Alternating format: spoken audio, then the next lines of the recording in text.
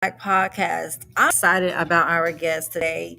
Such a remarkable young man, and he's doing many great things in our community.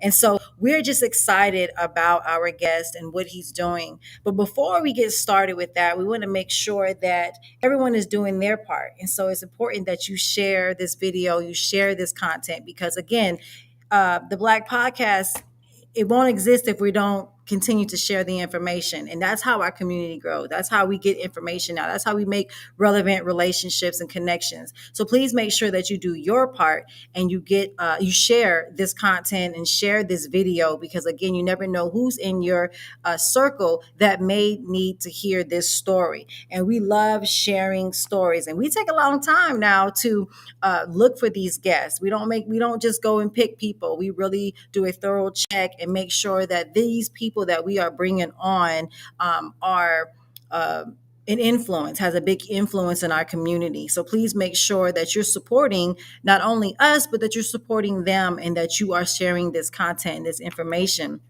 We're going to bring our guest on. We want to make sure that we maximize all our time with him. So please make sure that you are sharing, and let's get ready to roll. Hello, hello. Hey, how's it going? Thank you for coming. Thank you for being a guest on the Black Podcast. Yeah, thank you for having me. We know that behind every story, every glory is a story. And so we want to uh, get an intro on where you're from, and kind of the dynamics of your family. Let us know what it was like growing up in your house. And then we're going to work our way up to where you're at right now and what you're doing. Okay, sure. So, born and raised in Houston, grew up in the Houston area. Went to school in Houston Independent School District. So, grew up not too far from the Astrodome area, in a neighborhood neighborhood called Yellowstone. So, grew up right off of Yellowstone, Scott, OST, those areas. Went to Foster Elementary, Cullen Middle School, Jack Yates High School. So that was my stumping grounds as a kid. So, family structure. I'm the youngest of four. I got three older brothers. So basically raised primarily by a single mom. So I am the youngest of my brothers. So again, just grew up in the Houston area, pretty much up my whole life until I went off to college. I went to school in Alabama for a little while, but grew up in the greater Houston area. And so that gives you, I guess, an idea of kind of my background. I do have three older brothers. My brothers were all the sports junkies of the family. I was more the bookworm growing up. All of my brothers, I actually stopped playing sports roughly when I got into middle school. I just really wanted to focus on academics when I got to middle school. And that's what has propelled me, obviously, to get here, to be a superintendent at 35. Started Wow. my fourth year as superintendent at 38. I'll be 39 in February. So Wow. Wow. that gives you Wow. at least a little gist of that Yes. background there. So. But now I've lived out in Houston for about 6 years. So for people who are not from Houston, talk more about the high school, right? And the middle school environment, because you and I know the type of, demographics that's there. Did you ever have any, like, what was that experience like for you, your middle school and then transitioning into high school, like just the environment, talk about that. As far as the environment, I mean, I would say middle school. Like I said, really good middle school. Like I said, my middle school experience. Like I said, I really had some really great teachers. Some of them I'm still connected with. I have two teachers that have come out to visit with me now in two different districts that I've been in. So I have a very supportive network. I had a conference with one of my high school teachers who works for a company that helps with teachers get certified to be, basically national certified teacher organization now that I visited with yesterday. But middle school experience at the same time, I would say in my neighborhood where I grew up at, I mean, there was pretty much anything. I honestly grew up in it's a decent neighborhood, but I do feel that I could have walked outside or walked to the park where I grew up at, and you had just about anything from drug use to, I mean, you name it. It was available. A lot of it was, just avoiding potholes and not being sucked into peer pressure and all those different things. But that was primarily my experience, probably from middle school through high school. I mean, there wasn't anything that um, if I guess what I'm trying to say is I was exposed to a lot in those environments as far as middle school or in high school. But a lot of it is, like I said, we all have experiences. A lot of it is making good choices and knowing what people and not to go with the in crowd. I was one of those people that did not follow the in crowd and did not get sucked into peer pressure. And that was pretty much those experiences, be it that if I went outside on my street that I grew up on, if I went to the park, if I went to school, and that was my high school, middle school, and high school experience. Wow. So yeah, So, a lot of times, especially our, young black males, they really depend and rely on, athletics to propel them to the next level.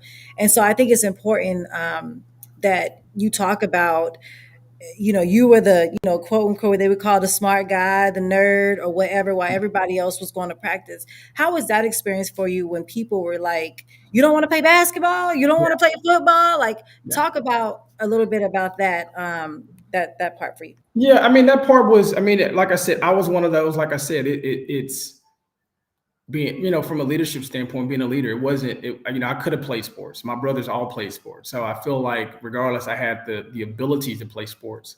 I just knew the likelihood of me becoming a professional athlete versus the likelihood of even becoming a superintendent at 35 was that me being a superintendent at 35 was more likely than being a professional athlete. I mean, there were tons of kids, my brothers, even that have the talent level to play professional sports. I just think in our community sometimes it's always the goal. I want to be a professional athlete. And so I never had that aspiration to be a professional athlete. I knew that um, from what I'm able to do now and impact school communities was something that resonated with me. But I just never had the aspirations to say, hey, I want to go and be a professional basketball player, baseball player. So now, mind you, growing up, I played basketball, I played football, but really when I got to middle school, I would say roughly about seventh grade. That's when I really just wanted to focus on strictly academics. So when I got to seventh grade, from seventh grade all the way through high school, I let sports go, and it wasn't that I couldn't play or I did. I just made a decision and said, "Hey, I don't necessarily want to be a professional athlete," and so I let those things go. And at the same time, uh, I was also excelling in academically, and so at the same time, I just had aspirations that I wanted to do something different versus playing sports. So, but again, that peer pressure was there as well. Like, hey, you should play football. My brothers played football pretty much from little league all the way through high school and at the college level. And so my brothers also would say, hey, you should try it, or you should come out this year, or you should play baseball, you should play this, you should play that. I just wanted to really continue to just focus solo on academics. And that's what I did. So, Wow, wow. but that ties back to what I was saying earlier in regards to uh, being a leader and not letting someone pressure you into doing something. My sights were already set where I wanted to focus on academics, and that's what I decided to continue to do versus being pressured into playing sports. So So, was there anyone in your family that went the education, like was an educator? What was that like for you when you went to college? Did you know yeah, that this is what you wanted to do? yeah. So I mean, like I said, a very interesting story because, like I said, both of my parents went to college. Nobody in my family, my immediate family. My mom's the only child, but nobody in my immediate family went to college. So again, even out of my four brothers, I was the first to graduate. My other brother, I have another brother that's older than me that graduated maybe a semester after I did. But and again, I'm the youngest. But along those lines, it's just drive, determination. I always knew what I wanted to do, and so I'm one of those people you have your sights set and you put the work in. Like I told you earlier, it's one of those situations to where once one time my mind is made up and I decide on something, there's nothing that's going to deter me from achieving that goal. So that's just the way that went. And so not only that went from earning a bachelor's degree to earning a master's degree and to earning my doctorate at 31. So I kind of set that precedent and foundation, like I said, for my family, so to speak. So I was the youngest, but I was the one that kind of set that precedent and set that bar in terms of finishing college, going on to get a master's, and then also, like I said, moving on to get a doctorate. So Wow. I'm like a lot. Well, I was a college athlete. I ran track. But I know that when I got into education, well, I really wanted I wanted to just coach. I said, when I graduate college, I just want to coach track. I want to go to college and coach them and go, teach in the Olympics and all that kind of stuff. And so when I graduated college, they said, "Oh yeah, we would love to have you as a track coach, but you have to teach." And I was like, that wasn't part of my plan. So anyway, so I went and started teaching, and just fell in love with, building programs, and at the time I just did things that I felt you should do. This is things that the kids need to know. What are some of the skills and mindset that I wish I would have learned when I was in high school. So I made sure that I, paid that forward in my programs. Then people started paying me to coach other coaches on how to create this same program. And every time someone would tell me, "Oh, you want to get into, do you want to be a principal?" And I'm like, "No." And they're like, "Well, do you want to be, what do you want to do now in education?" And I remember sitting inside these faculty meetings with all these teachers, and they would always talk about how they had 30 years and 25 years. And I was just always like, I want something more. Like, I don't want to be stuck in the classroom like this. Like, I want to do Yeah. something else. And so when I started telling people, well, I want to become an athletic director, and everyone was just like, "Well, it's hard out here for a woman." So just like you, I was like, well, I'm just going to set the tone. I'm going to put myself in position. I'm going to prepare myself. I'm going to educate myself on what I need to have, so that I can, be in that type of, environment. So I understand the grind, and we talked about that earlier. How the grind doesn't stop. It's a constant movement. So when got into education, obviously you started teaching. Mhm. So talk about that process.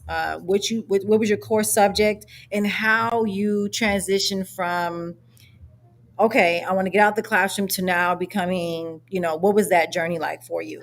Yeah, so my first experience, I taught at a suburban school district, Fort Bend ISD. This was back 2006, 7. So I had great experiences there. I had a really great principal. She retired a couple of years ago. Really good administrative team that I was able to learn from. So my first teaching assignment, I taught. I worked in the special ed department. I taught an adaptive behavior unit, and this really. I had roughly about 4 students that were identified as kids that were emotionally disturbed. So dealing with some behaviors. And then from there, I taught that for 1 year. And then I transitioned to start teaching English. And I was a math co-teacher. So I kind of was, and then I also taught and was a co-teacher for English. So basically had some really great experiences there. And so basically at that time also, I started a master's program. So again, I graduated with my first undergrad degree in 2005. So I started teaching in 2006, 2007. And after the second year, I went back to school to start working on my master's. So in between that time, what I also made sure that I did was I always went and spoke with my principal and the administrative team. That way they knew what my aspirations were. You see what I'm saying? So that way they kind of know. And so what I did was, in doing that, is that I was provided with the opportunity to, because most of these programs have you do an internship, or you have to take on a project or something like that on at the campus. And so basically did that, and I was the intern for roughly 2 years. So I was just kind of continuing to hone my craft as an educator, also building my capacity as a school administrator. So I taught for 5 years. In the last two, I was the administrative intern. So transitioning from there, again, I was there at that campus for 5 years. Then I went and became an assistant principal. That was roughly 2011. So I did that for 5 years. So basically, my journey was all of my educator experience. Like I said, I've been extremely grateful. But as I mentioned to you earlier, the harder I work, that was always my mindset. The harder I work, the more opportunities I get. So taught for 5 years. I was an assistant principal for 5 years in Spring Branch, which is also a suburban district right outside of Houston, well, in the Houston area. And so my last year there, I was the administrative. I'm sorry, I was the middle school summer school director. So I was the middle school summer school director. And so at that time, Spring Branch is a district that's roughly landlocked between not Aldine, A-Leaf on one side, HISD, and then you have Cy-Fair and Katy. And so I knew it was time for me to move on at that time also. As I mentioned, every single time, so basically when I was teaching, within those 2 years of teaching, I went back and worked on a master's. So then I became an assistant principal. And within those first 2 years, I started working on a doctorate. So I had worked finished my doctorate in 2019, and I stayed at that campus, not 2019. Well, that was 2019 when I finished my doctorate. So then I stayed another year at that campus, and then I decided to go small. So the small school district over in Liberty County, Hardin ISD, it's a very small 3A rural school district. So I left. So I was making a drive. That's why I say also sacrifices. So I made a drive. I was living in Sugar Land at the time. So I was literally driving from Sugar Land every day all the way to Liberty County, which was about an hour and 20 minutes that I made that sacrifice to do every day. And so when I went there, it's probably the best decision I made. I was a junior high principal for 1 year, and I did exceedingly well there. And the community and the board wanted me to move up to the high school. So that second year, I moved and became the high school principal. I had never worked high school, never really considered working at the high school. All of my professional experience as an educator had been at the middle school level. Best job, I think, even by far. I love the superintendency, but the high school principal was my favorite job. So I did that for a year, really great year. And then so that was during the 2017, 18 school year. I was a high school principal. So when I say fast tracked, it was junior high principal 1 year, high school principal year 2. Then I started year 3 as a high school principal and became a superintendent in November of my second year as a high school principal. So then going from a district that has Hardin roughly had about, I would say about 1,400 kids district-wide, pre-K through 12, and then went to a very small school district, which is Goodrich ISD. It's a small 1A school district. They only have pre-K 12 about 250 kids. And so I say all that to say now here I am at 35 in my first superintendency position. And so district there is, like I said, relatively small, really good learning grounds, because in a small school district, you have to do all the same work that a large school district has to do, but you have to do all of it. So it allows you to grow in your leadership and learn all of the ins and outs of the role of superintendency, from the operational side to curriculum and instruction. I don't have a curriculum coordinator or a director of or an assistant superintendent of curriculum instruction. So you have to do it all. So I had, a couple of directors that helped. Like I had a transportation and maintenance director, but all the curriculum and things like that, me and my principals pretty much did all that, all of the legwork in bolstering our academic program. And so I was there 2.5 years. So I started there in November 2018, 19. And then now I'm currently in Cold Spring, which is about 20 minutes away, but it's a larger school district. And so this district has about almost 1,600 students, 300 staff members. Like I said, Goodrich had roughly 240 students. And I had about 53 total district staff. And so again, going from 240 to now 1,600 and then 300 employees. And so I've been here since July. It's a great school district. And at the same time, you also look at trajectory, so to speak. So you have two of the former superintendents are now superintendents in 6A school districts. One is a superintendent in Aldine, and then the other is a superintendent at Galveston. They both made jumps from Cold Spring. One went from Cold Spring to Lufkin to Aldine, and the other one went from Cold Spring to Marshall to Galveston. So you start looking at trajectory, and so right now it's like I said, I'm beyond blessed and grateful to be here. Like I said, I will be 39, and here I am. This is beginning of my 4th year in superintendency. Wow, wow, wow, wow. That's absolutely amazing. So, a couple of things. So, can you talk about, just being in education? And you look young like me. So, thank God for that. Uh, but when you start getting into those leadership positions, did you ever have any challenges on people buying into the vision that you had? Like if you have teachers or principals that were there 35, I've been in education. I always hear that I've been in education longer than you've been born. Like, Gotcha. Gotcha. okay. So can you talk about, if you had any of those challenges and what that looks like, or what that looked like for you? And I also want you to talk about what it means to be a superintendent at 35, because the reason why I say that is those who are not in education, they don't know what that journey looks like. It's like, oh, okay, so he's a superintendent. It's like being a manager at HEB for someone who's not in Yeah. education, right? But Yeah. you telling me this, I'm like, you did what? So if you can talk about both, because I really want people to understand what it means, like the position that you hold and and the percentage of men that look like you that make it to that level. Yeah. And so to answer your question, like I said, as far as buy-in, what I did was, and what I always do in any district, I outline an entry plan, and it kind of gives the school community an opportunity, parents, guardians, faculty, staff, everybody an opportunity to kind of get to know me and my core values and so on and so forth. But being that it's so close is just the craziest thing. I had so many parents that were still following where I my career path from when I was a high school principal in other district. So there was an outpour of support. Like when they announced me on the Facebook page, a lot of them started commenting, and they're not too far away, right? So I've been here roughly 5 months. So I've seen kids from when I was a high school principal that have come over to watch games, and then we actually, between both districts that I've recently been in Hardin and also Goodrich, they play one another in sports. So there was an outpour of support from the community, but a lot of it is, I tell people, what you don't want to do is you want to come in and make too many changes. You want to look, listen, learn, and be very strategic and purposeful. Because a lot of what in any organization, the biggest thing you have to do is build trust.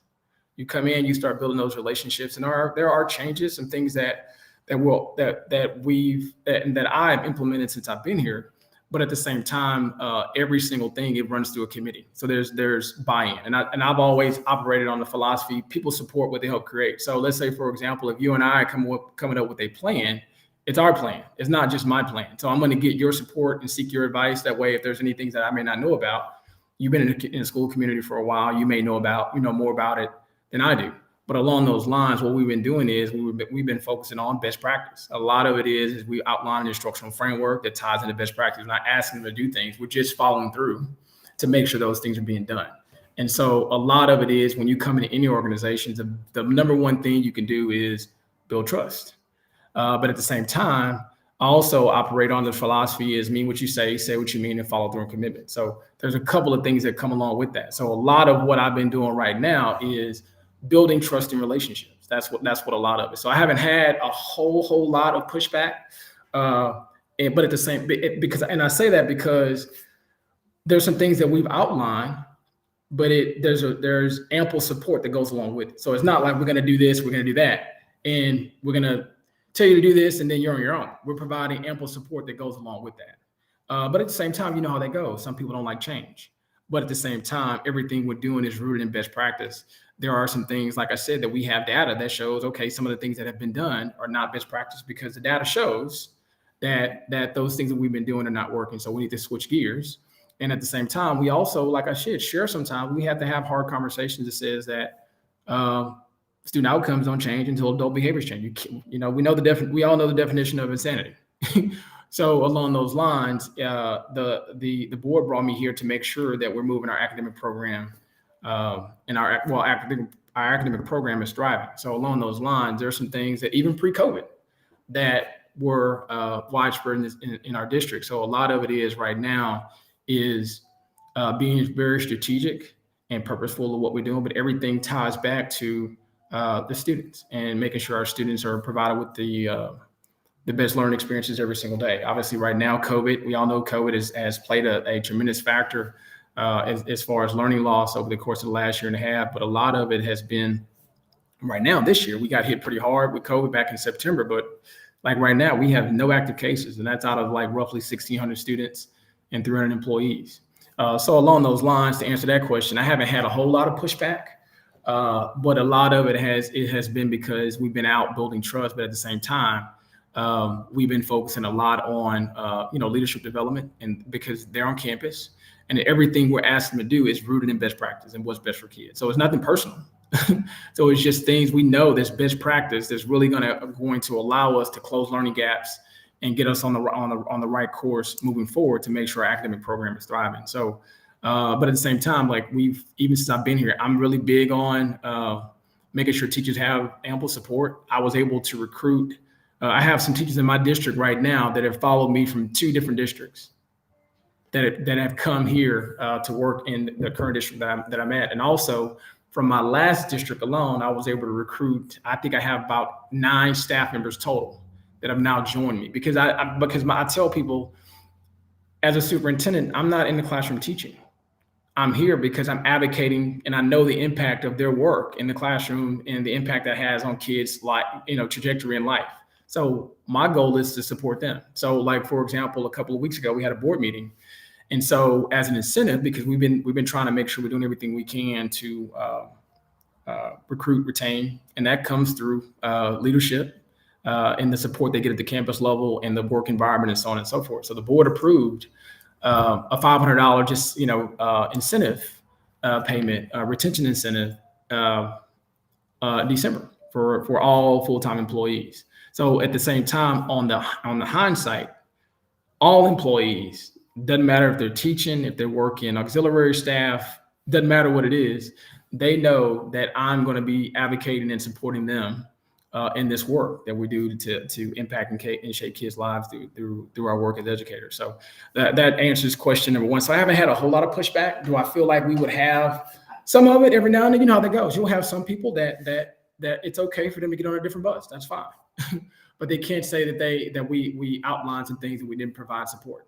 But at the same time, we have very, very high expectations because we have kids' futures and their lives at stake in the work that we do every single day. So, and that's okay. And I tell the principals that all the time.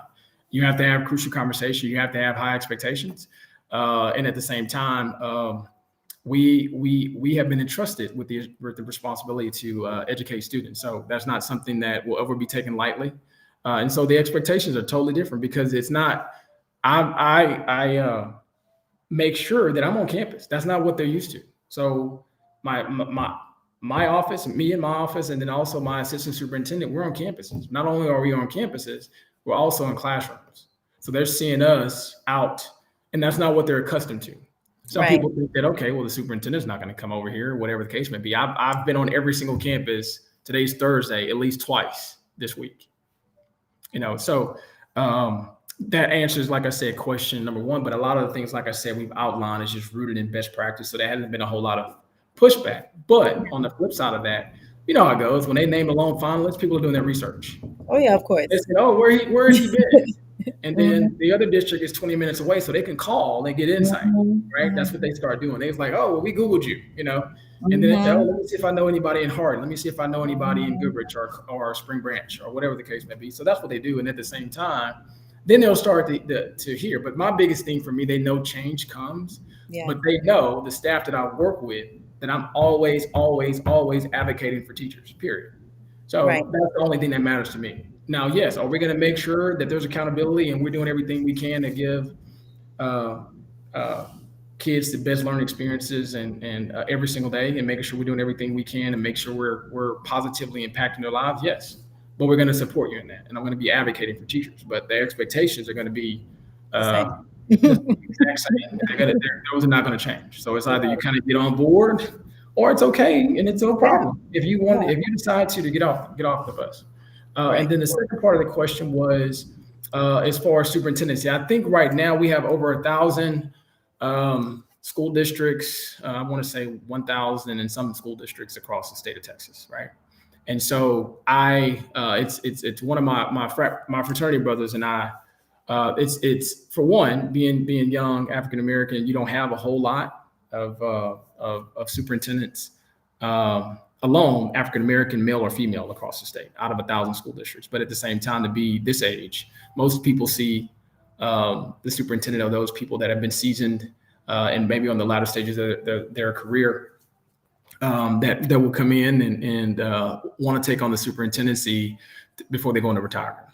And so we represent, kind of a small group of superintendents. And my fraternity brother, he's a superintendent in Marlin ISD. He's been there for, I think this is year 2. So I think I'm 38. This is year 4 for me, and he's in year 2. He's 37. So we're around essentially the same age, but we represent a very, very small group of young superintendents. I'm normally, when I go to our superintendent's meeting, I'm always the youngest guy in the room, and and most times I'm often the only person of color in those rooms also.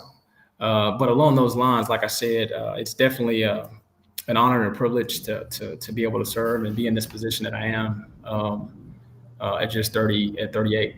Yeah, and because the average superintendent, they say, is like between the ages of 54 and 55. That's right.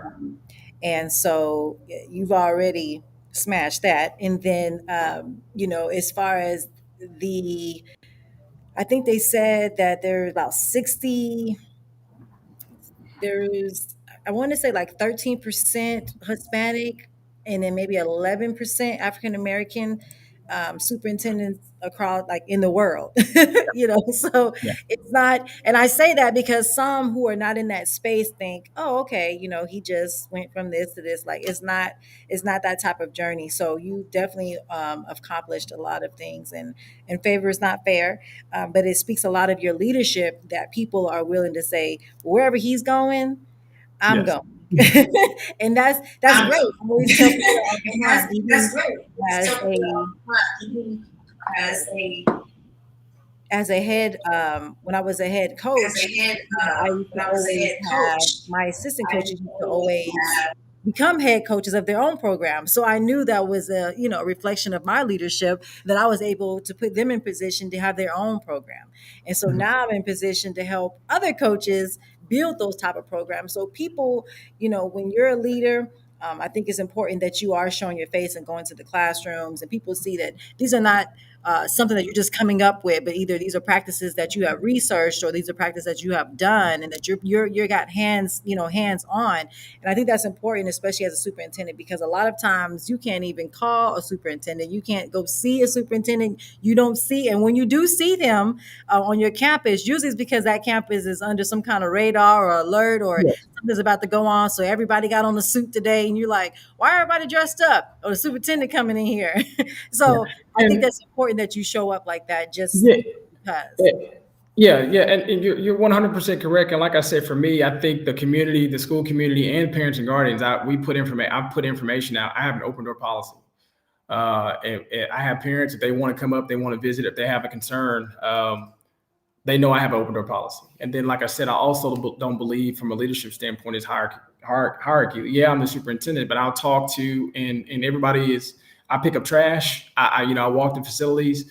I visit with everybody, not just campus principals, not just teachers. I visit with the custodial staff, the cafeteria staff, the transportation staff. So the goal is, like I said, right now, you build those relationships with everybody equally. I don't believe in this hierarchy. Oh, when I go to campus, I only can deal with and associate with the principals. That's not how that works. So the secretaries, our police officers, every single staff member, anybody that pours into our kids in the district, I visit with them. And then parents know, and it's out in the community, that I have an open door policy. That way, if any parent has any concerns about anything, they know they have direct access to visit with me. I don't shy away from any conversations that need to be had with any parents, and they know if there's a concern, they always can go to my office. I deal with parents on a regular basis, and they'll come by. It could be about anything, and they know that they'll have direct access. And then if they call, I'll call them back. If they have any concerns. But I think,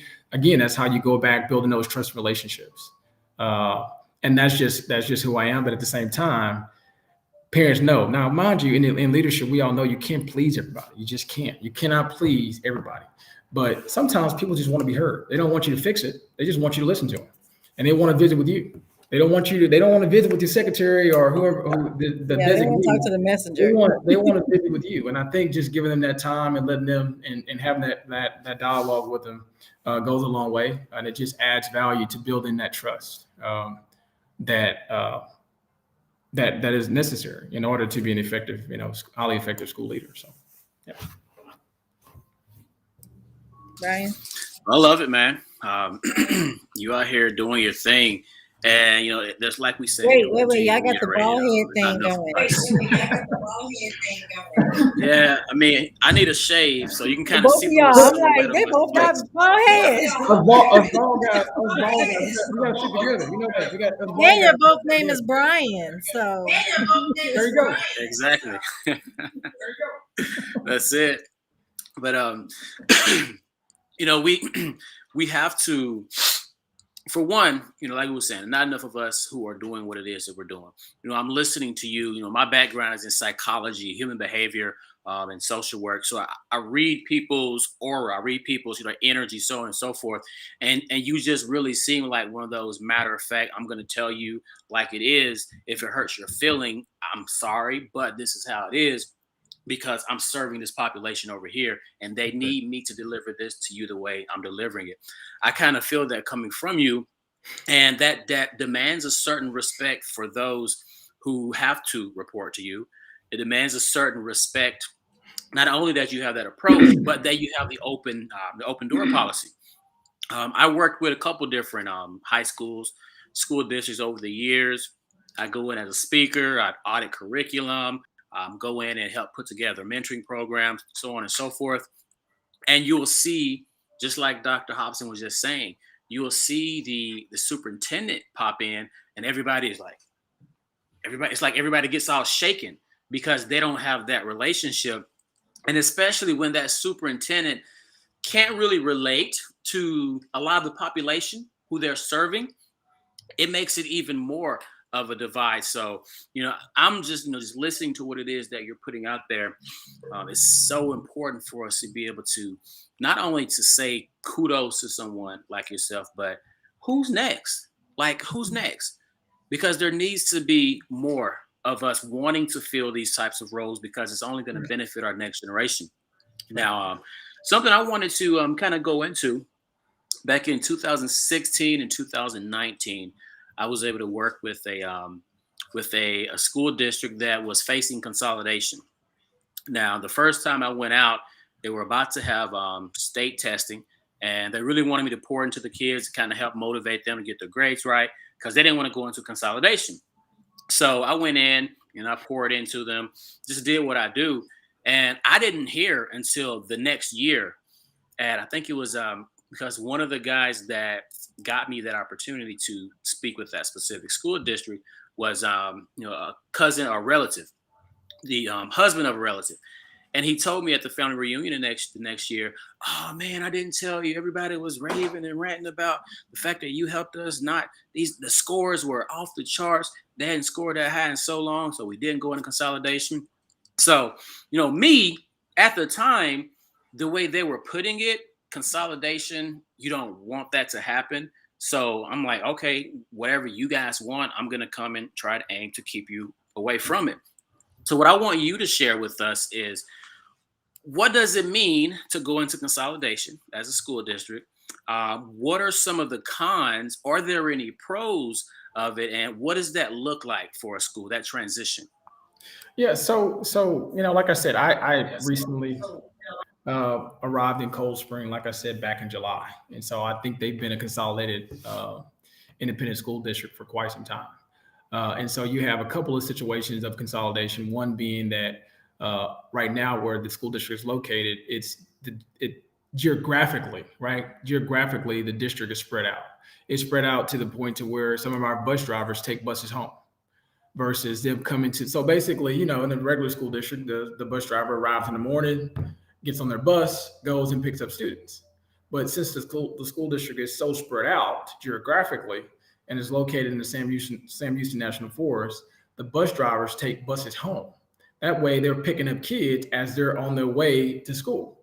So that's where some of the consolidated piece comes into play because the district is so spread out. So you have Cold Spring, Oakhurst, and I mean, again, in Central Center County, you have two school districts. You have Shepherd ISD, and then you also have Cold Spring, Oakhurst. And so I'm assuming many years ago, because it's been consolidated independent school district for quite some time. I don't know if there was an Oakhurst school district, and I think they merged the two together. For whatever reason, I'm not sure what that reason is, but they merged the districts together and made a consolidated independent school district. I don't know what the whole rationale was behind that. I'm only assuming that geographically it didn't make sense to have two small school districts. Let's just have one district in that geographical region, and we'll have them all bust in. But again, geographically is where the issue comes into play because I didn't realize this until coming to smaller school districts. All of them, if you're in a rural area, that that school district attendance boundary is going to be wide. It's going to be geographically wide just because every district I've been in the last 3 years, your bus route could be 45, 50 minutes. And that's in the morning. That's like roughly an hour bus ride in the morning and an hour bus ride in the afternoon after school is out, just because geographically the school districts are so widespread and you have so much land space. So I'm assuming that's what it was. But also on the flip side of that, I have seen other school districts consolidate, and it's really two reasons. There's going to be two reasons at all times that a school district is going to consolidate, and I'm sure y'all probably know what those two are. It's going to be academic performance or years of poor academic performance. And then also if there's financial issue. Those are going to be the two reasons a school district is going to shut down. There's been a couple of them in the greater Houston area. We used to have Lamarck ISD. Lamarck ISD joined with Texas City a couple of years ago. And then you had North Forest. North Forest merged with HISD, and those two shut down. As far as my understanding, those were due to financial issues. And but don't get me wrong, I don't want to say all financial, but also a combination of both academics and financial issues. The reason being that those districts will shut down. Those will be the main two reasons if the state will come in and shut school districts down. It's going to be those main two, because you have taxpayer dollars. If those are not being used appropriately, they'll shut you down. And then if there's continued poor academic performance, they'll shut you down. Because what happens is, let's say, for example, if a school district is steadily performing poorly, the parents do then out based upon state statutes, the school district will have to bus its students to a neighboring district. So let's say, for example, if our district was continuing to perform poorly, you then will have to bus your kids to a neighboring school district. So if you're busing it, and parents have that right. So they say, oh, well, this campus, my attendance, the school district about my kids are zoned to is not performing well. So that means, okay, I want my kid to go to a better school, because based upon state ratings or student performance data, the school is not performing. They have the right then to have their kid bused by your school district to another school district if they're underperforming. So again, I say all that to say you'll have two reasons for consolidation, and those will be essentially poor academic performance, continued years of poor academic performance, and then also financial issues. But again, Cold Spring Oakhurst has been a consolidated independent school district for I don't even know how long. It's been, I know, for several decades, but I'm not sure the official reasoning why. I don't know if the other district was relatively small and they merged them together. But because geographically it's so spread out, I mean, if y'all were to be in the area, I mean, we have 45-minute bus routes, pretty much all of them. Now, and we have several bus drivers that take their bus home essentially every day, because it wouldn't make any economical sense. We got to think about it. That bus, like I said, leaves that route in the afternoon, and then from fuel costs. So so from an economic standpoint, we have several bus drivers that actually park their buses at their residence 5 days a week. So, wow. well, actually, also on the weekend. Yeah, I actually my bus route was about 45 minutes. I was out away from town, and I actually had a cousin at one point in time who was a bus driver, and every morning we see him pulling out his yard, getting ready to do his route. But yeah, that's something I just never really understood the whole dynamics behind consolidated schools. Just kind of really wanted to kind of share with the audience what that those will be there. So, those will be there. But those will primarily be those. Now, would you say based off of, for sure? Now, based off of your experience, would you say that there's any major, aside from having a larger pool of financial resources, would you say, or what would you say has been your experience between consolidated school districts versus your traditional public school district? A lot of it is resources. Like obviously, when you start looking at property taxes and so on and so forth, you're more inner city amenities that you'll have a higher property tax base, right? And so in your smaller areas, you may not necessarily have that. And so a lot of it is ties back to also too with teacher pay. For most of the inner city urban or suburban school district will likely pay more than your rural school district. So you have those issues there. But at the same time, on the flip side of that, um, that would be the biggest factor that comes into play as far as teacher pay, because then it also impacts recruitment. Let's say, for example, a urban or suburban district is going to pay a novice teacher fresh out of college, went through a educator preparation program, $60,000 now. Some of them are like right at 60. And then for us as a district, we may start them at 48. You see what I'm saying? So you have some people that would jump for that 60 and not come and work essentially for they'll look at that number on the front side of that and say, hey, I'm fresh out of college. I'll take this 60,000 over this 48,000. So I think for us, that's the biggest challenge. And then also just additional training. What we've been doing is right now, me and my assistant superintendent now have had experiences in both large and small school districts. And so sometimes the professional development sometimes that is offered in district, this is in district professional development, is different. I feel like I had a lot of professional development in the largest school district when I was in Fort Bend. This is in-house PD that you can get from central office and also in Spring Branch versus what you would get in a relatively small school district. And that also ties to teachers. There may be some professional development trainings that they may not have or have access to in-house. And then also from a budgetary standpoint, they can send teachers, right? They can send teachers to the training, but that comes with the cost versus having someone that's already in-house that actually can do it. Because like I was mentioning earlier, when I was in Goodrich, it was me. I had two principals. And what I didn't realize coming in is that they both were principals, but either one of them had been assistant principals. And I always thought, being in a large school district, that being an assistant principal was a rite of passage to the principalship, but which is not. One went from being a teacher to principal, and then one was like an instructional specialist or something like that. And so I say all that to say sometimes they may not have the professional experience, and that they miss some of the professional development that you definitely will get in-house in a larger school district. And that's really from the leadership side, but also the instructional side. And if they've only been in a small school district their entire career, then they're not going to have access to all of that professional development that in essence will be provided in-house in the larger school district. And sometimes, again, you can send them out to professional development training, but there's nothing better than having someone in district that can do some of that training as well. And a lot of times the smaller school districts may not have that person that has the capacity to be able to do that. And so what happens is, okay, well, do we have the budget to send all of these teachers over to the region center for the training versus at a Fort Bend or a South Fair or one of our larger school districts? They have people in-house that coordinate all the professional development, does all of the in-house training and so on and so forth. So that I would say is the greatest challenge, is that a lot of times they may not have access to the professional development, which goes back to also teachers in the classroom, making sure they have adequate training to make sure, again, they have the capacity and they can provide that high quality instruction that the kids need. So we spend a lot of time, like I said, too. I have a really exceptional assistant superintendent, and we have some really good instructional coaches.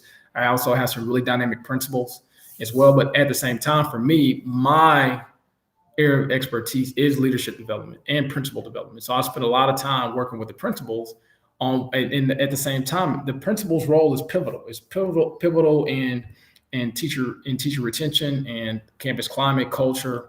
Their role is critical across the board as far as what their expectations are. Are they following through on what they conveyed and communicated to their staff? Building those trusting relationships with their staff as well, and parents and students and the whole nine. So I spend a lot of time, and we have very lengthy meetings because that's my area of expertise. But I also have a really good assistant superintendent, and we have some phenomenal instructional coaches that some of them we just acquired. And so right now, this is a year for us to continue to develop everybody. And then that way, next year, we'll have all of our systems in place. There will be some people, as I mentioned earlier, that may decide to get off the train, and that's okay. It's nothing personal, but we have high expectations for what we expect in the classroom. And our kids deserve that. They deserve the best, and that's what we want to give them. Absolutely, absolutely. I was telling some of my coaches before, because they were talking about, I'm new to this position right now as an athletic coordinator, and The first week, all I heard was, "Well, we've always," and it's like, okay, stop, stop talking about what you've always done. We're not doing that, Mhm. But I think it's important, like you were saying, to build those relationships, and I think professional developments are always, essential in growth, and I don't believe that sometimes our districts don't have the funding or the support to put our leaders and our kids in those positions, and that does hurt the school district, as a whole, when we don't have that funding for that. Can you talk about any programs that you currently maybe have, birthed or founded, or that you're implementing right now in your district, that kind of separates you from other districts? Are you currently doing anything in that space? Well, right now, what we've been doing is right now is going back to some of the basics. So we've outlined an instructional framework that's really centered around instructional planning, teaching, which means implementing your lesson plans with fidelity. And at the same time, we will, from that, you have I wish I could share my screen, but we have an instructional framework that we've outlined that really focuses on planning, teaching, assessing, because ultimately we all know, we've been in school long enough, ultimately the instruction you're receiving is going to ultimately lead to some form of assessment, correct? So after that assessment, the most important piece is reflection and discussion, which is going to be centered around essentially analyzing that student performance data, looking at next steps, looking at, okay, well, um, the content that was taught, let's look at certain skills and concepts that kids didn't do so well on. And so what are those next steps? How are we going to remediate and accelerate that instruction now that we know, okay, there were some deficits on this one, on this particular concept? But then we go back to that. It's a cycle that continues. And then we provide personalized instruction to close those gaps. So that's a big initiative that we have. And then we also implemented this additional framework that ties in, that we call, and I'm sure y'all may have heard of, it's called Fundamental Five, which means you're framing the lesson. You're going to be, having things visibly posted in your classroom. You're going to basically be explicit in terms of what you want your kids to learn as a result of that lesson. Then it also has a piece where the teacher works in the power zone. So basically, when the teacher is teaching and instructing, they're up working with kids. They're not doing that from their desk. It's not, okay, I'm going to provide you with some instruction, and then I'm going to ultimately go back and sit at my desk while you work on it. I'm going to be there working with you, providing assistance, being there to provide support. And then also a reflective piece being that, kids will be able to engage in some meaningful discussions around the content. And then you also have a piece of that that's called recognize and reinforce, to where you'll be looking at, okay, good things and looking at some tweaks that may be needed. And then also it ties into a writing piece. We all know that literacy is a key component. A lot of our children right now do not spend enough time writing, and all they do is text. And so there's some people that now they only communicate with emojis. And so when you start looking at academic style writing, our kids they can't spell. They don't spell the words out anymore. And so that's something we've been focusing on as far as our district, as far as this literacy initiative. But a lot of it is just rooted in best practice and going back to the basics, from planning, implementing your lesson plans, following the curriculum roadmap. And then at the same time, we have a very strategic and clearly defined what we call curriculum-based assessment. So basically information, or I'm sorry, not information, but content covered over a 6-week period, they're assessed on that. So it's kind of a system to where, okay, we're actively monitoring you implement the curriculum with fidelity. We ultimately are going to assess students on the content that you taught. And then we're going to spend time analyzing that. That way we can plan next steps, look at where their deficits are, and so on and so forth. But at the same time, as I mentioned, we didn't come in and just change. I mean, that's the wrong leader. That's not a good leadership approach. You don't want to come in and just start changing things. A lot of the things right now are rooted into best practice, and so that's what we're focusing on as a district. We're also looking at family and community engagement. We had a real nice tailgate event. I think a lot of the parents felt like they were closed off to the school. They didn't have access. Obviously, COVID was a factor in that, but we had a real nice tailgate event for the high school students during homecoming week. We had a trunk or treat event that we had the local law enforcement office, the local fire department, local businesses that came up and were a part of that. They decorated their cars. They gave out candy. We had train rides for kids. We also had face painting. I mean, popcorn, cotton candy. I mean, you name it. It was all free of charge. and that was a huge hit. Wow. We also had a fall festival event at the elementary campus as well. So a lot of it, those have been some of the things we've been getting back to. I think the community has appreciated being able to come out. We've been very strategic also by having these events outside. So nobody, that's what when you're looking at some of the research as far as COVID, these events have been outside. The weather has held up for us. So, but most of what we're doing right now is just really focusing on. And I tell people in any organization, it's the climate and culture. So I've been, being out visiting with teachers. I was in teachers' rooms this morning on the campus, and just being around and being visible, being present. And especially, like I said, coming in, which ties back into my entry plan and building those relationships. I mean, I think that's the most important thing, because it's when you're new to any organization, you don't want to come in guns blazing and changing this and changing that, but you look, listen, learn, and you start peeling back layers. And like, for example, this year, a lot of it is, as I mentioned, with this framework planning, I've been planning. So our academic calendar for the 2022-2023 school year is already done. Oh, wow. And so I took that on, because the calendar we currently have is I don't feel is the best for kids. We have a spring break this year in April. I'm like, we don't need to have any breaks in April, because April is close to STAR testing. So I changed it back to a more traditional spring break, which is in the second week of March. And also, we weren't out of district renovation, so we were grandfathered in to starting no earlier than the fourth Monday in August. So we have the district renovation piece. So we'll probably start a little bit earlier this year. So it's just, a lot of it is right now is planning. We're just planning, and being that I got here in July, we're looking at manuals. We're looking at a number of different things that we'll have to do, and making sure that as we journey through this year and we get ready for next year, that we spent a lot of time planning and just making sure, because any organization, like I said, that is going to run efficiently and effectively, there's been a lot of strategic planning that's been done to make sure at the same time that the district is operating efficiently and effectively. So. Absolutely. And you talk a lot about the climate and change and the culture that implement. And I believe that it's important for our teachers as well to understand it's important to build a relationship with your students. I always stand at the door when my athletes come in, or Yeah, even who's in the hallway. I tell them, hey, it's really good to see you today. You absolutely. know, and I'm now in an environment where these kids are like, they're not used to someone showing them that, hey, I'm glad that you're here. Yeah. And I was helping out or doing a what they call edgenuity, and I'm sure you know about that. A lot of Mhm. my students were seniors, supposed to graduate last year, not on the right track to graduating this year. And so it has really been a blessing to tell those students when they first came in here, I said, you will be successful in this classroom. Yeah. So whatever we need to do, you're going to graduate because I need you to graduate. How would I look, having high standards for myself, but not paying it forward to my athletes or even to my students? And so every day they walk in here, I remind them about how smart they are, how confident they are, how much support that they have.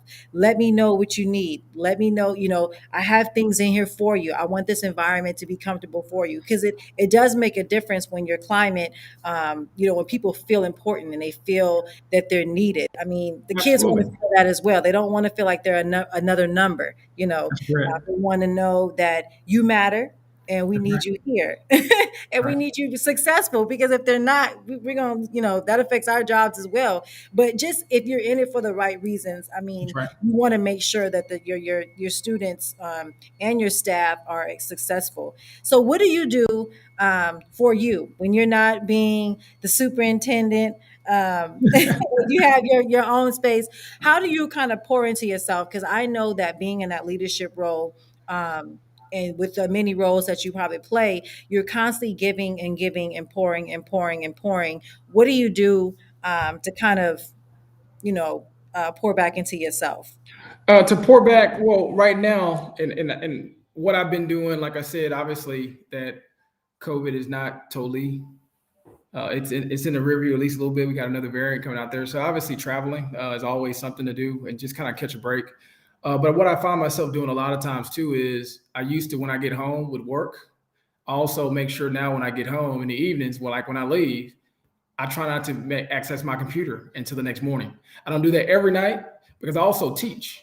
And so that allows me to pour back into those that want to be principals and so on and so forth. So I've been doing that for roughly 4 years at HBU. So that allows me to kind of pour into other people that want to become principals, superintendents, whatever they want to do.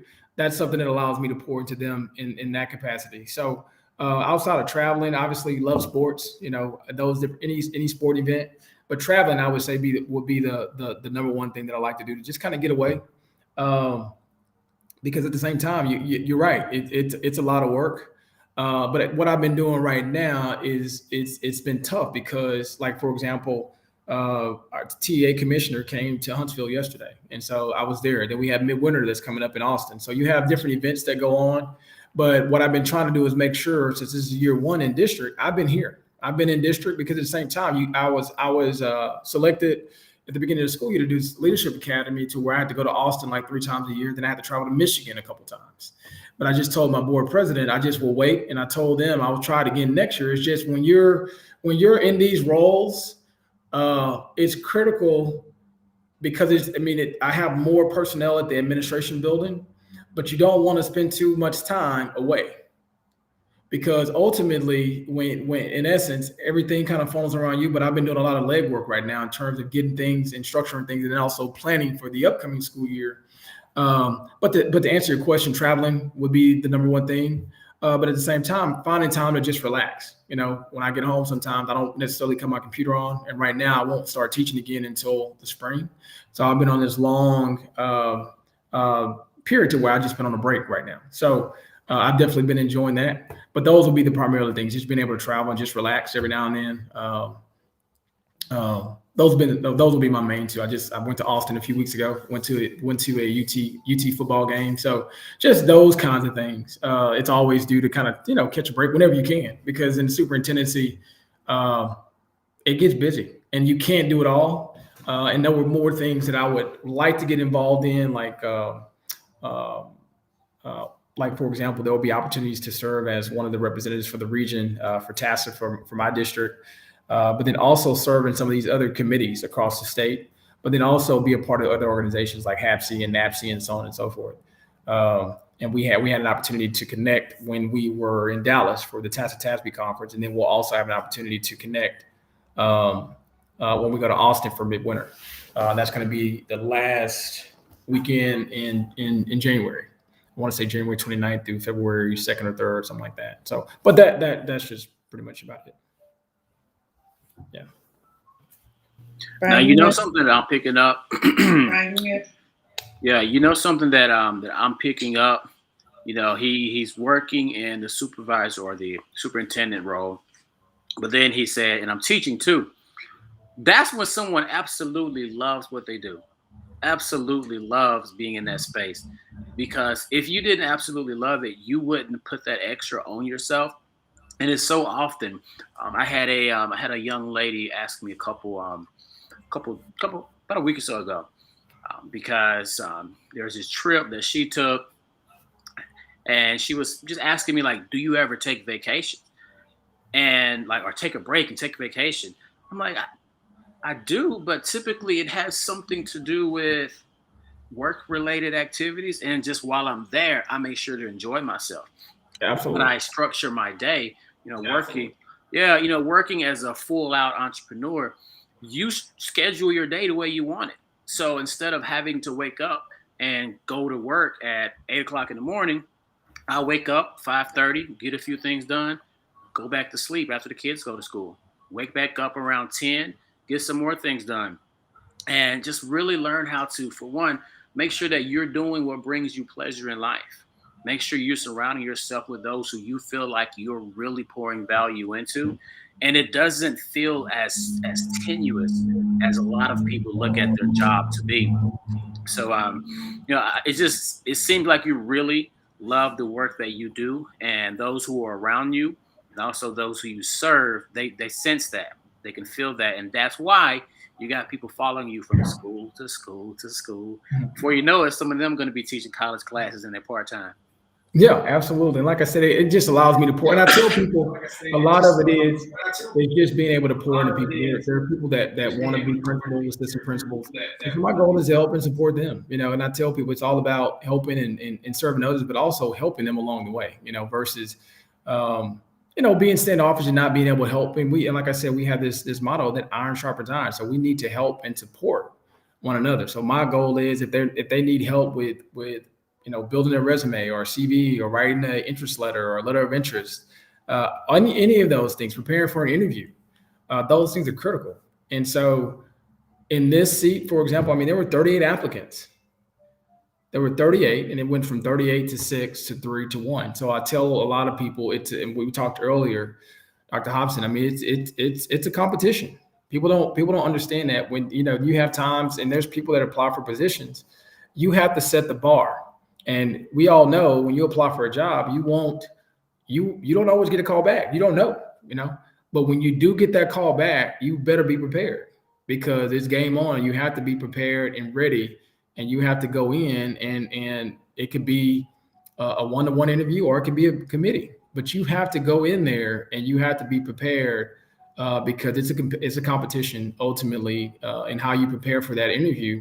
And I had board members that told me, that I was selected because all of my answers were so succinct and detailed that I left it all on the table. And I tell people, when you go into these interviews to get in this, and to sit in these seats, you have to bring your A game. You have to absolutely be prepared, ready.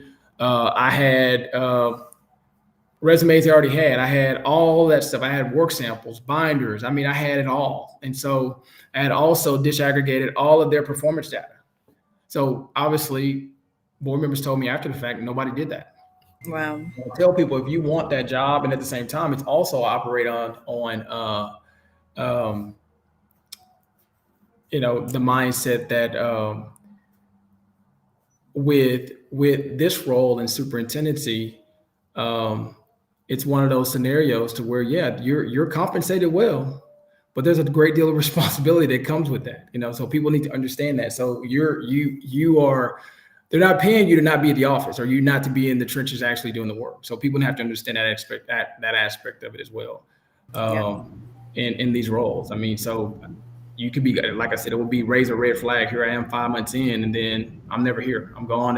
You just have to be mindful of that, because at the same time, when you're out, that work is piling up as well. Mm-hmm. And when you get back, so at the same time, you take your breaks when school's out. You got Thanksgiving, you got Christmas, Mm-hmm. and then you also have spring break, and then you also have the summertime where we work, we work 4-day weeks during the summer. So you can take a trip and take maybe that Thursday off and come back Sunday. So you just have to be strategic in how you go about utilizing, taking that time that you can have for leisure, because you need it. You have to have it. But I tell people, you have a high salary that comes with it. They're not paying for you to not be at work. So don't ever Right. take for granted the opportunity that has been afforded to you, because ultimately they're paying for you to actually be there doing the work. Because ultimately, if something comes into question, they'll be like, oh, well, the superintendent's never there, or he's never in the office, or we never see him. We never see him at all. So you ultimately have to practice And what you're you. always, as a leader, you're always on the clock. So people are always watching. Yeah, And so absolutely. it's hard to tell teachers you need to be committed when they always see you living your best life in Miami, right? That's right. And I tell people too, just be mindful of those things, because, like I said, for example, we had COVID cases that were high before school started. And so I had to cancel at the elementary campus the Meet the Teacher event.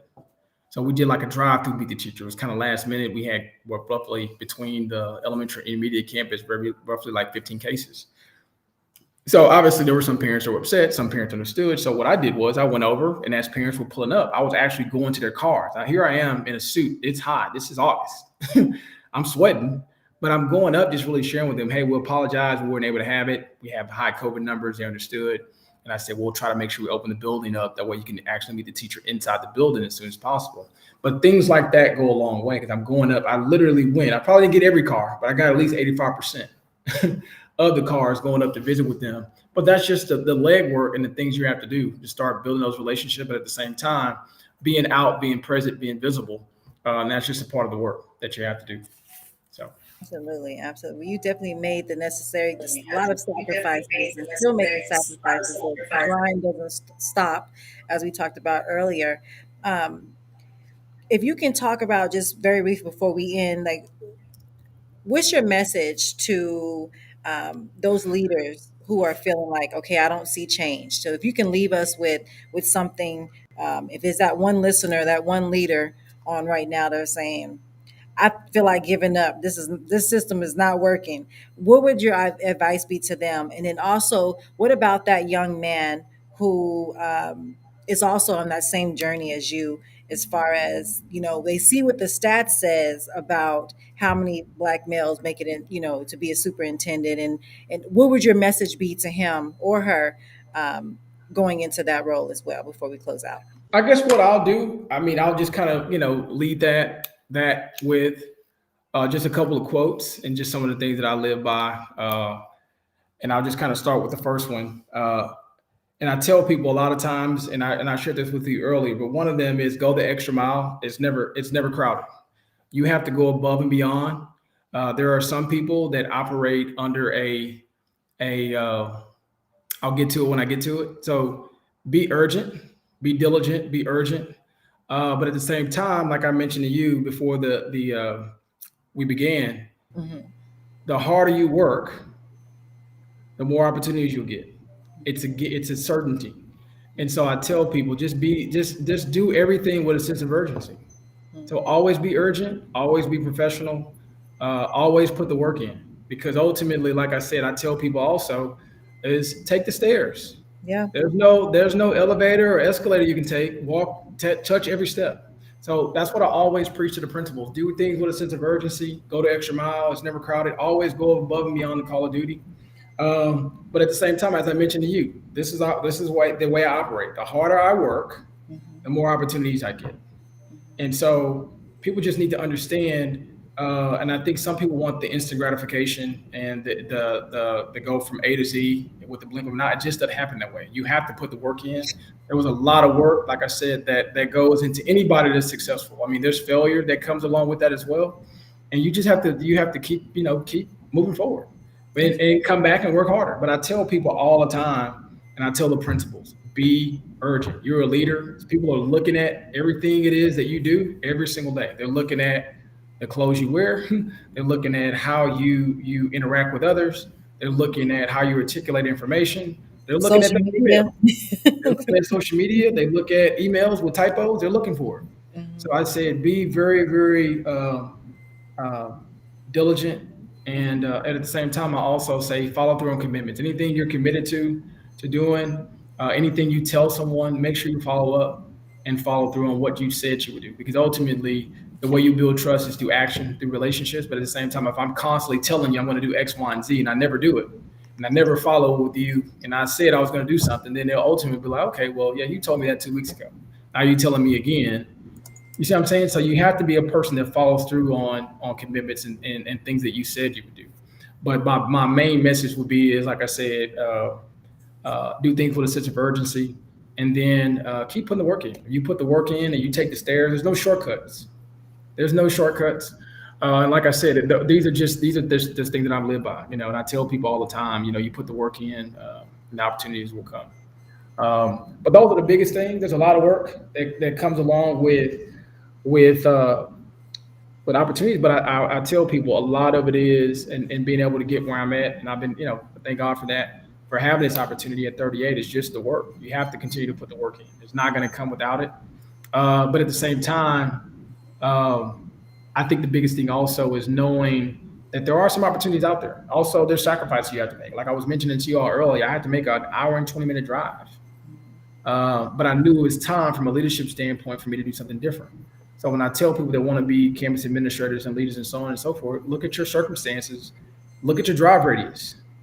There's something you may want to do because at the same time, what I found out when I went to small school districts, I didn't have to worry about the large school district politics, right? So you may have somebody that's in house that's maybe in the district longer than you, and that person is paid to get that spot. They may not have the capacity. It's just they're going to have that person serving that capacity because they've kind of paid their dues, so to speak.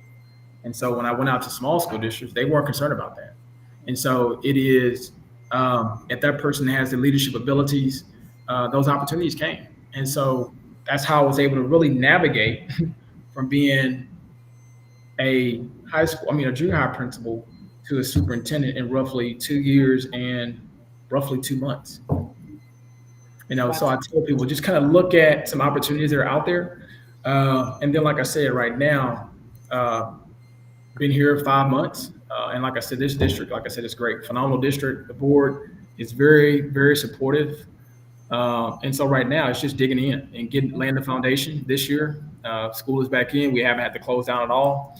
And just to get things up and running because ultimately between this year and the start of next year, it'll be like a well-oiled machine. And like I mentioned earlier, it's okay. You'll have some people that you have to have, crucial conversations with, or that may don't want to rise to the expectation that we have, and that's okay. There's no problem with that. And you can have those people, and those are from a leadership standpoint. There's no problem with assisting them get on another train going in another direction. And that's okay. And some people are not. Some people can't have those conversations. So you have to be able to have those crucial conversations. So, but Absolutely. I know our principal had had a conversations with us probably before the Thanksgiving break, and he said, some of you guys that don't want to jump on board, we would love to support you on you moving forward to other locations, and we'll even write you a reference. I was like, ooh, yeah, I don't want to be one of those people, but you definitely have to make sure you're very consistent with what sticking to what you believe is the truth and what matters. And people that are meant to be there will be there, and if they're not, there's other people that wait in line that will right. get the job done. So, but I want to thank you for taking the time to be on the Black Podcast, because I know that you're busy, and people that are not sure about this whole superintendent thing, and now that they have a little more background, is not easy. And so I really appreciate you taking the time to be on the show. And I know that you haven't even touched the surface of what God is going to be doing for you in your future endeavors. And so I'm excited that we're connected with you now, and we're all going to work together on making sure that we do the things that's necessary for our students so that they can be successful not only just in the school but longevity for the rest of their lives. How are we preparing them for the next level? So I thank you for being an example, and inspiring not only the kids but the adults, that anything is possible no matter what people tell you. We know the stat says that average superintendent is 54 to 55, but you obviously have shown that if it's your time and you've prepared yourself, That's right. then it will be for you. So we appreciate you doing that. And do you have any books or anything that we need to promote? No, Any? no, right now, not right now. I'm going to be working on what I have right now is I'm going to be working on this um, kind of like a documentation book. I've kind of started working on it roughly about a week ago. I think a lot of administrators, and I'm not trying to be punitive, Mhm. but a lot of administrators struggle, and I get this from my school law hat as far as proper documentation on. It could be anything. It could be a memorandum. It could be a letter of reprimand. It could be a letter of caution. So I'm going to be outlining and developing a a book that kind of that not only walks them through, but also provides them with examples. Templates, yeah. That's right, with templates Mhm. and examples of what that actually looks like. Because in school, I tell people all the time, mostly in a school district, they'll have lawyers that will come out and talk about the importance of documentation and so on and so forth, but they don't actually give you those. They'll Mhm. probably, you see what I'm saying? So principals and administrators struggle. And that doesn't mean that they have to be a principal, assistant principal, superintendent, but also directors and this can be even be transferable in any organization of the proper documentation process. So that's one thing that I've been working on right now. I'm just in the beginning stages right now, but I know that's where a lot of administrators struggle. And I talk to my grad students about this all the time. There's no training. Most of the training comes through lawyers, and it talks about the importance of documentation, but there's not templates or examples. So this one that I have will be developing will basically map out the letter for you. All you would have to do is take the template, put it on your district's letterhead, and plug in the information as to what the Mhm. concern may be, or the deficiency, or whatever the case may be with that particular staff member, and so on and so forth. So that's something that I'll have in the works. Um, that I'll be working on. I'll be visiting with an attorney while I'll be working with that and to design that. But I think that's something that's definitely needed Definitely. because we have trainers that come out. Again, lawyers come out and do training on the importance of documentation, but there's no They don't examples. tell you how, That's right. what They'll it tell should you look how. like, and then usually you don't learn about it until you're already in hot water, and now you're trying to run around figure out what am I supposed to write. So it That's would be good correct. to have those type of resources with That's you. right. So I have something that I'm using right now that I share with my principals. Hmm. Um, because I tell people that's how the litigation game starts. When you have situations, and like I said, I tell people all the time, in leadership, it's not a matter of being punitive or documenting, but that's a part of your job. You have to do it. And so along those lines, it is making something that's a lot more simplistic. That way, they Because can if you're actually. not documenting, the other person is. That's correct.